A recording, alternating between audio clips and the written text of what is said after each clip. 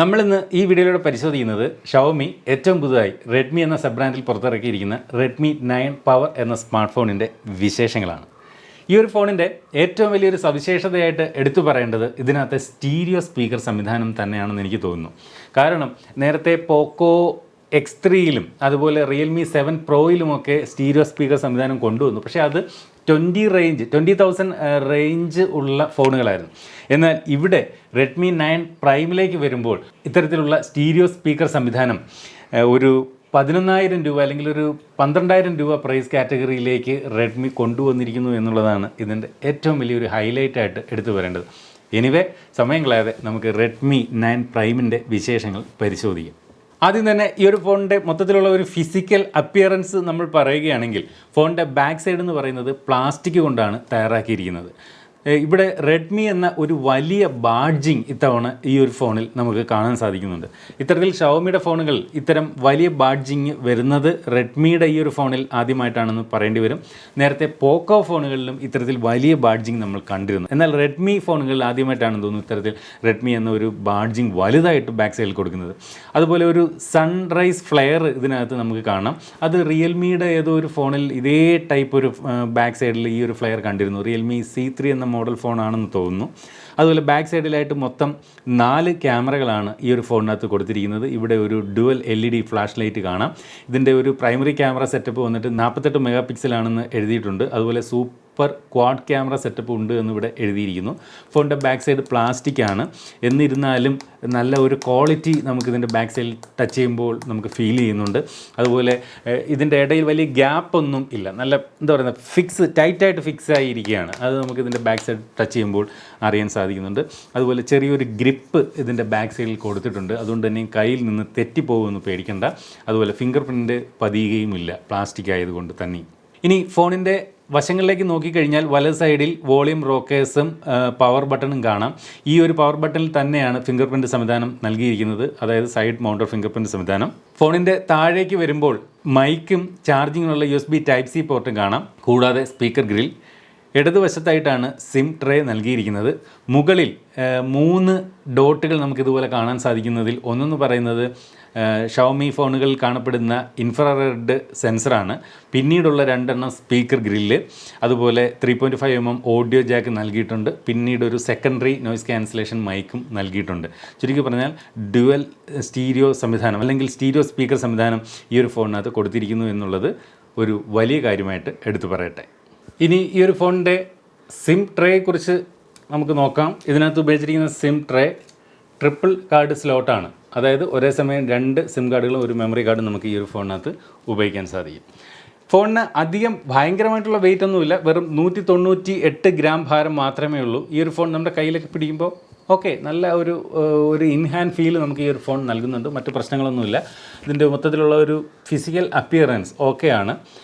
Redmi 9 സീരീസിൽ നിരവധി smart ഫോണുകളാണ് പുറത്തിറക്കിയത്. അതുകൊണ്ട് തന്നെയും കസ്റ്റമേഴ്സ് യഥാർത്ഥത്തിൽ കൺഫ്യൂസ്ഡാണ് ഇതിനകത്ത് ഏത് മോഡൽ വാങ്ങണം എന്നുള്ളത്. അവസാനം എനിക്ക് പറയാനുള്ളത് ഈ ഒരു 2020ൽ റെഡ്മി ബ്രാൻഡിൽ ഇനിയൊരു ഫോൺ ഈ 2020ൽ ഷവോമി പുറത്തിറക്കുന്നില്ല. എനിക്ക് തോന്നുന്നു 2020ൽ റെഡ്മി ബ്രാൻഡിങ്ങിൽ ഇറക്കുന്ന അവസാന ഫോൺ ആവുകയാണ് Redmi 9 power.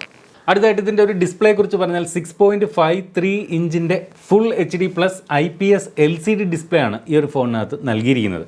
Guerrilla glass 3യുടെ protection ഫോണിൻ്റെ ഡിസ്പ്ലേക്ക് നൽകുന്നുണ്ട്. അതുകൊണ്ട് തന്നെ ഇത് പെട്ടെന്നൊന്നും പോറലുകൾ വീഴുമെന്ന് പേടിക്കേണ്ടതില്ല. പിന്നെ ഈ ഒരു ഡിസ്പ്ലേയുടെ ഒരു കളർ റീപ്രൊഡക്ഷനൊക്കെ പറഞ്ഞു കഴിഞ്ഞാൽ മനോഹരമാണ്. മറ്റ് പ്രശ്നങ്ങളൊന്നുമില്ല. മികച്ച ഒരു ഡിസ്പ്ലേ തന്നെയാണ് ഫോണിനകത്ത് നൽകിയിരിക്കുന്നത്.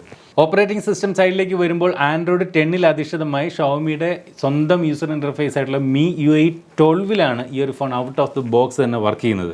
പക്ഷേ OS സൈഡിൽ വളരെ നിരാശാജനകമെന്ന് പറയട്ടെ, നിരവധി ആപ്ലിക്കേഷനുകൾ ഈ ഒരു ഫോണിനകത്ത് കുത്തി നിറച്ചിരിക്കുന്നതായിട്ട് നമുക്ക് കാണാൻ സാധിക്കുന്നുണ്ട്. നിരവധി ആപ്ലിക്കേഷനുകൾ സാധാരണ റെഡ്മി ഫോണുകൾ കാണുന്നതിനേക്കാളും അധികം ആപ്ലിക്കേഷനുകൾ ഇത്തവണ എന്തുകൊണ്ടോ ഈ ഒരു ഫോണിനകത്ത് കാണാൻ സാധിക്കുന്നുണ്ട്. ഷവോമിയുടേതായിട്ട് നിരവധി ആപ്ലിക്കേഷനുകൾ, പിന്നെ ഗൂഗിളിൻ്റേത്, പിന്നെ അങ്ങനെ ഒരുപാട് ആവശ്യമില്ലാത്ത ഒരുപാട് ആപ്ലിക്കേഷനുകൾ ഇതിനകത്ത് കുത്തി നിറച്ച് തന്നെയാണ് ഇത്തവണയും ഈ റെഡ്മി 9 പവർ എന്ന ഈ ഒരു ഫോൺ പുറത്ത് വന്നിരിക്കുന്നത്. മാത്രമല്ല അവിടെ ഇവിടെയൊക്കെ കുറേ അഡ്വർടൈസ്മെൻറ്റുകളൊക്കെ കാണുന്നുമുണ്ട് ഈ ഒരു ഫോൺ നമ്മൾ ഉപയോഗിക്കുമ്പോൾ. ഇതിൻ്റെ നോട്ടിഫിക്കേഷൻ ഏരിയയിലേക്ക് ഒരുപാട് അനാവശ്യമായിട്ടുള്ള നോട്ടിഫിക്കേഷൻ പോപ്പപ്പ് ചെയ്യുകയൊക്കെ ചെയ്യുന്നുണ്ട്. അതൊരു അരോചകമായി തന്നെ എനിക്ക് തോന്നി ഈ ഒരു ഫോൺ ഉപയോഗിച്ചപ്പോൾ എന്ന് പറയട്ടെ. നേരത്തെ പറഞ്ഞ പോലെ ഫിംഗർ പ്രിൻറ്റ് സംവിധാനം ഫോണിൻ്റെ സൈഡിൽ തന്നെയാണ് നൽകിയിരിക്കുന്നത്. ഫേസ് അൺലോക്ക് സംവിധാനമുണ്ട്. ഇത് രണ്ടും സാമാന്യം തരക്കേടില്ലാതെ നല്ല വേഗതയിൽ തന്നെ പ്രവർത്തിക്കുന്നുമുണ്ട്. അടുത്തതായിട്ട് ഈ ഒരു ഫോണിൻ്റെ മറ്റ് പ്രധാനപ്പെട്ട ഫീച്ചറുകളെക്കുറിച്ച് പറഞ്ഞാൽ വൈഡ് വൈൻ L1 സപ്പോർട്ട് നൽകിയിട്ടുണ്ട്. അതുകൊണ്ട് തന്നെ നമുക്ക് നെറ്റ്ഫ്ലിക്സ് പോലെയുള്ള ഓൺലൈൻ സ്ട്രീമിംഗ് പ്ലാറ്റ്ഫോമുകളിൽ നിന്നും HD കണ്ടൻറ്റുകൾ നല്ല രീതിയിൽ ഇതിനകത്ത് ആസ്വദിക്കാൻ സാധിക്കും. പൂർണ്ണമായിട്ടും ഒരു വാട്ടർ പ്രൂഫ് നൽകിയിട്ടില്ല എങ്കിലും സ്പ്ലാഷ് പ്രൂഫ് നൽകിയിട്ടുണ്ട്. അതായത് വാട്ടർ പ്രൂഫ് കോട്ടിംഗ് നൽകിയിട്ടുണ്ട് ഇതിൻ്റെ ഒരു ബോഡിയിൽ. അതായത് വാട്ടർ റിപ്പല്ലൻ്റ് ആണെന്ന് പറയേണ്ടി വരും. ഇതിനകത്ത് മഴത്തുള്ളികളൊക്കെ വീണാൽ തെറിച്ച് പോകുന്ന രീതിയിൽ, അല്ല ചേമ്പലയിൽ വീഴുന്ന രീതിയിൽ വെള്ളം തെറിച്ച് പുറത്തേക്ക് പോകും. അതുപോലെ ഇതിൻ്റെ പോർട്ടുകളെല്ലാം റബ്ബർ വെച്ച് സീൽഡാണ്. ഇപ്പോൾ സിം ട്രേ ആയാലും ചാർജിങ് പോർട്ടായാലും എല്ലാം സീൽഡാണ് അകത്ത്. അതുകൊണ്ട് തന്നെ വെള്ളം അതിനകത്തേക്ക് ഇറങ്ങും എന്ന് പേടിക്കേണ്ട റബ്ബറൈസ്ഡ് പോർട്ടുകളാണ് ഇതിനകത്ത് നൽകിയിരിക്കുന്നത്. അതുപോലെ സ്പീക്കറിന് ഓട്ടോ ക്ലീനിങ് എന്ന് പറയുന്ന ഒരു ഫീച്ചർ നൽകിയിട്ടുണ്ട്. അത് നേരത്തെ തന്നെ റെഡ്മി ഫോണുകളിൽ നമ്മൾ കണ്ടിട്ടുള്ളതാണ്. അതായത് ഒരു പർട്ടിക്കുലർ ഫ്രീക്വൻസിയിൽ സ്പീക്കറിൽ നിന്ന് സൗണ്ട് പ്രൊഡ്യൂസ് ചെയ്ത് സ്പീക്കറിനകത്ത് പറ്റിപ്പിടിക്കാൻ ഇടയുള്ള പൊടികളും അഴുക്കുകളും എല്ലാം ആ ഒരു സ്പീക്കറിൻ്റെ വൈബ്രേഷൻ കൊണ്ട് ഇത് പുറന്തള്ളുമെന്നാണ് ഷവോമി അവകാശപ്പെടുന്നത്. അതുപോലെ ഈ ഒരു ഫോൺ 4G സപ്പോർട്ടുള്ള ഫോണാണ്. 2 സിം കാർഡുകൾ ഉപയോഗിക്കാമെന്ന് പറഞ്ഞു. രണ്ടിലും 4G സപ്പോർട്ട് ഒരേ സമയം നമുക്ക് ഉപയോഗിക്കാൻ സാധിക്കും. ചുരുക്കി പറഞ്ഞാൽ ഡ്യുവൽ 4G വോൾട്ടേജ് സംവിധാനം ഈ ഒരു ഫോണിനകത്ത് നൽകിയിട്ടുണ്ട്.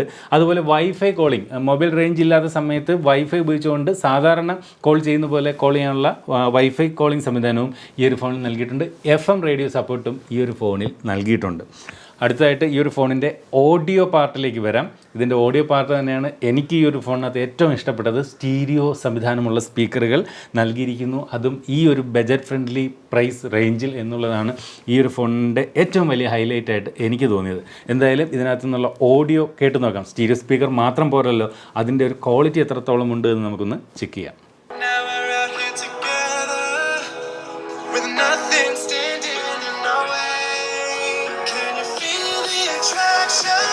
നല്ല ക്വാളിറ്റിയുള്ള സൗണ്ട് തന്നെയാണ് ഈ ഒരു ഫോൺ നൽകുന്നത്. സ്റ്റീരിയോ സ്പീക്കർ നല്ല ക്വാളിറ്റിയിൽ തന്നെ സൗണ്ട് നൽകുന്നുണ്ട്. ഒരു ഭയങ്കര ലൗഡായിട്ടുള്ള സൗണ്ടൊന്നും പ്രതീക്ഷിക്കേണ്ട, ഒരു മീഡിയം സൗണ്ട് ഔട്ട്പുട്ടാണ്. എന്നിരുന്നാലും സൗണ്ടിനകത്ത് കരവരപ്പോ സ്പീക്കറിൽ ഡിസ്റ്റോർഷനോ അങ്ങനെയുള്ള പ്രശ്നങ്ങളൊന്നുമില്ല. ക്വാളിറ്റി സൗണ്ട് തന്നെ ഈ ഒരു ഫോൺ നൽകുന്നുണ്ട്. അടുത്തത് വീഡിയോ ക്വാളിറ്റി.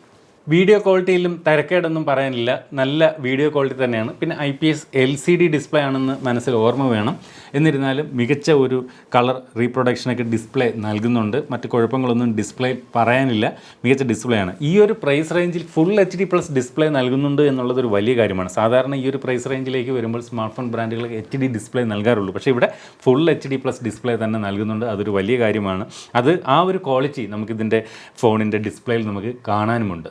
അടുത്തതായിട്ട് ഈ ഒരു ഫോണിൻ്റെ സ്പെസിഫിക്കേഷൻ സൈഡുകളിലേക്ക് നമ്മൾ വന്നു കഴിഞ്ഞാൽ സ്നാപ്ഡ്രാഗൻ്റെ 662 എന്ന പ്രോസസ്സറാണ് ഈ ഒരു ഫോണിനകത്ത് നൽകിയിരിക്കുന്നതെന്ന് നമുക്ക് കാണാൻ സാധിക്കും.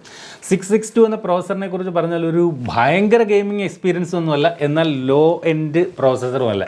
ഒരു മീഡിയം പെർഫോമൻസ് കാഴ്ചവെക്കുന്ന പ്രോസസ്സർ തന്നെയാണ് സ്നാപ്ഡ്രാഗൻ്റെ 662. അധികം തരക്കേടൊന്നും പറയാൻ പറ്റാത്ത ഒരു പ്രോസസ്സർ തന്നെയാണ്. ഈ ഒരു പ്രോസസ്സറിൽ അടുത്തിടെ നിരവധി സ്മാർട്ട് ഫോണുകൾ പുറത്തിറങ്ങുകയും ചെയ്തു. ഞാൻ ഇതിനകത്ത് പല ഗെയിമുകളും ഇൻസ്റ്റാൾ ചെയ്ത് പ്രവർത്തിപ്പിച്ചു. അതിനകത്ത് എടുത്തു പറയേണ്ട ഒരു കാര്യം, ആസ്ഫോൾട്ട് 9 എന്ന് പറയുന്ന ഗെയിം, മറ്റേ കാർ റേസിൻ്റെ ഗെയിം, നമ്മൾ സാധാരണ ഫോണുകളിൽ കാണിക്കുന്ന ഒരു ഗെയിമാണ്.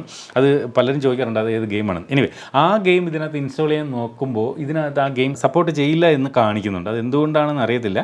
ഞാനത് ഷവോമിയായിട്ട് സംസാരിച്ചപ്പോൾ ഞാനത് പറയുകയും ചെയ്തിട്ടുമുണ്ട്.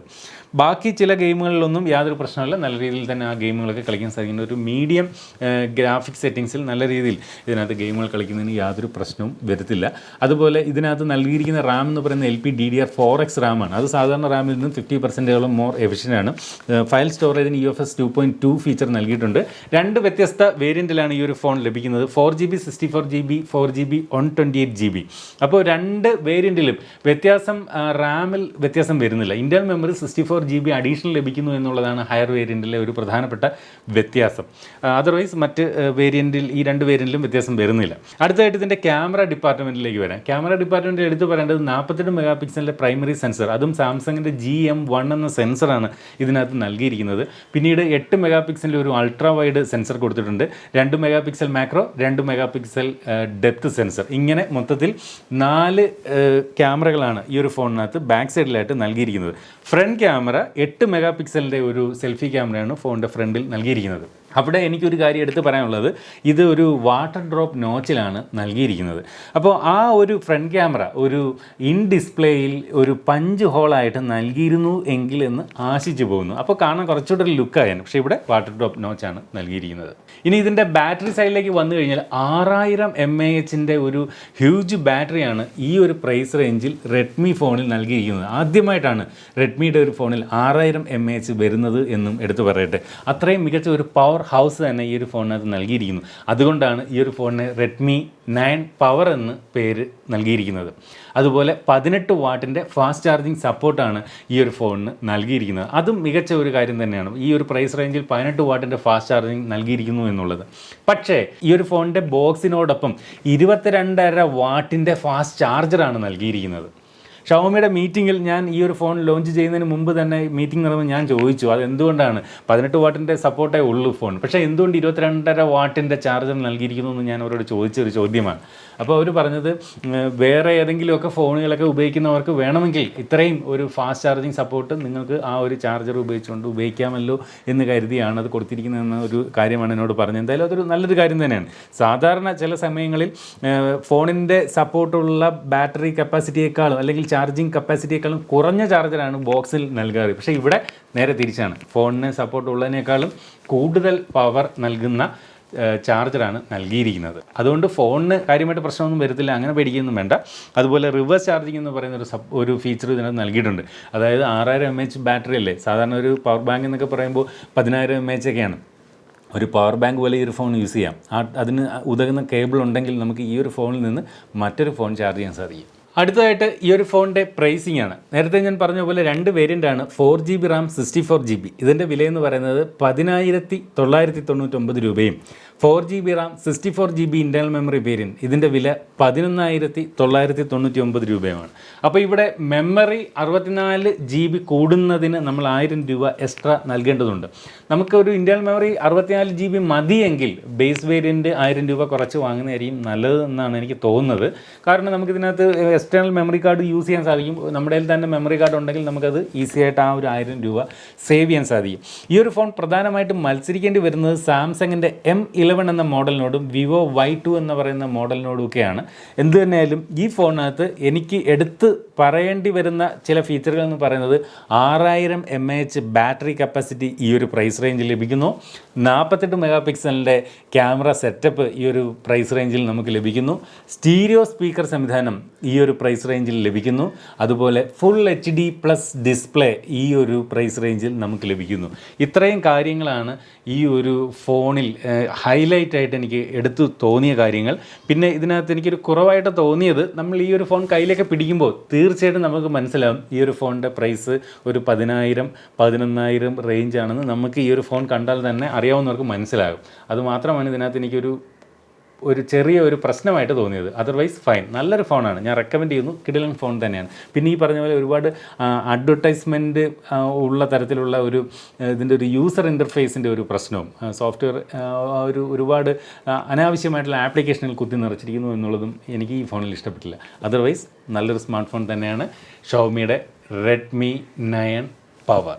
അപ്പോൾ ഇതുപോലെ ഏറ്റവും പുതിയ സ്മാർട്ട് ഫോണുകളുടെ വിശേഷങ്ങൾ ഏറ്റവും ആദ്യം നിങ്ങളുടെ മൊബൈൽ യൂട്യൂബിൽ ഒരു നോട്ടിഫിക്കേഷനായി ലഭിക്കണമെങ്കിൽ നിങ്ങൾ ഇനിയും ഈ ഒരു ചാനൽ സബ്സ്ക്രൈബ് ചെയ്തിട്ടില്ലെങ്കിൽ ഇപ്പോൾ തന്നെ ഈ വീഡിയോയുടെ താഴെ സബ്സ്ക്രൈബ് എന്ന് പറയുന്നൊരു ബട്ടൺ കാണാം, അത് ക്ലിക്ക് ചെയ്തുകൊണ്ട് സബ്സ്ക്രൈബ് ചെയ്യാം. അപ്പോൾ ഇതുപോലെ മനോഹരമായ മറ്റൊരു വീഡിയോയിൽ വീണ്ടും കാണുന്ന പ്രതീക്ഷയോടെ സ്റ്റേ സേഫ്, ബൈ.